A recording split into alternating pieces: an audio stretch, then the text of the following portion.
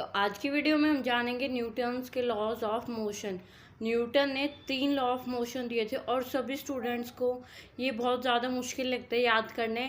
आप टेंशन मत लीजिए, आज की वीडियो में मैं आपको न्यूटन्स लॉ ऑफ मोशन की डेफिनेशन के साथ साथ एग्जांपल भी बताऊंगी, जिससे आपको याद रखना और भी ज़्यादा इजी हो जाएगा। और ये बहुत ज़्यादा सिंपल होता है, इसमें कोई ऐसी डरने वाली बात नहीं है। स्टार्ट्स तो सबसे पहले है Newton's first law of motion. Every object will remain in the state of rest और in the uniform motion unless compelled to change its states by the external force applied। यानी कि अगर कोई भी ऑब्जेक्ट रेस्ट पोजीशन में तो वो rest में ही रहेगा जब तक कि हम बाहर से उस पर एक्सटर्नल फोर्स ना लगा दें, और अगर कोई ऑब्जेक्ट मोशन में है तो वो मोशन में ही रहेगा जब तक कि हम कोई भी एक्सटर्नल फोर्स अप्लाई नहीं करेंगे। तो बहुत ही ज़्यादा इजी एग्जांपल है, जैसे कि मान लो टेबल पर एक ग्लास रखा है तो वो रेस्ट स्टेट में, मतलब वो मूव नहीं कर रहा है, तो वो रेस्ट में ही रहेगा जब तक आप उसको हाथ से पुश कर कर मूव ना करा दो। यानी कि मेरा कहने का क्या मतलब हुआ, जब तक हम उसमें एक्सटर्नल फोर्स नहीं लगाएंगे वो अपनी स्टेट को चेंज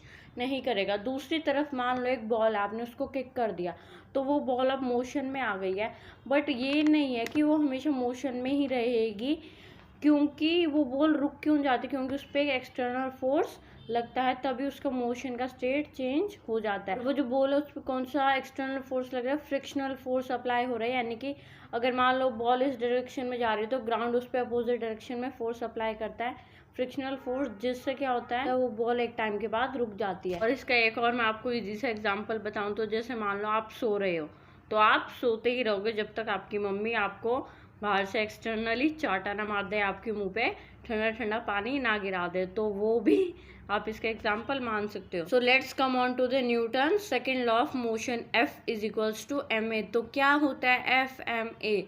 एफ माने फोर्स, एम से मास एंड ए से एक्सेलरेशन। तो second law states that the force is directly proportional to the acceleration और the rate of change of momentum. यानी कि अगर जितना ज़्यादा हम फोर्स लगाएंगे उतना ज़्यादा एक्सेलरेशन प्रोड्यूस होगी। जैसे कि आप मान लो बाइसिकल रन कर रहे हो, तो जब आपने उस पर फोर्स लगानी, ज़्यादा फोर्स लगाई तो उसकी स्पीड इंक्रीज हो जाएगी। यानी कि एक्सेलरेशन क्या होता है, rate of change of velocity with time. यानी कि जो स्पीड है, वेलोसिटी और टाइम के साथ कितना जल्दी चेंज हो रहा है, वो एक्सेलरेशन होता है। वो जो एक्सेलरेशन है वो फोर्स के डायरेक्टली प्रोपोर्शनल होता है। अगर कोई भी ऑब्जेक्ट का मास है और हम उस पर फोर्स अप्लाई कर रहे हैं तो वो एक्सेलरेट करता है। Let's move on to the Newton's third law of motion. And ये वाला जो लॉ है ये मेरा खुद का फेवरेट है। अगर आपने मुझे मुक्का मारा तो मैं भी आपको मुक्का मारूंगी। यानी कि for every action there is equal and opposite reaction.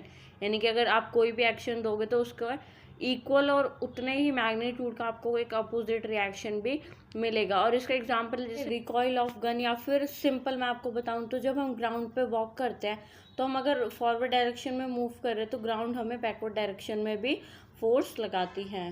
तो आई होप आपको तीनों लॉज अच्छे से समझ आ गए होंगे और इनके डेफिनेशंस को रटने की ज़रूरत नहीं, अगर आप इनको समझोगे तो आपको और जल्दी लर्न होंगे। So that's all for today. मिलते हैं हमारी नेक्स्ट वीडियो में। Thank you.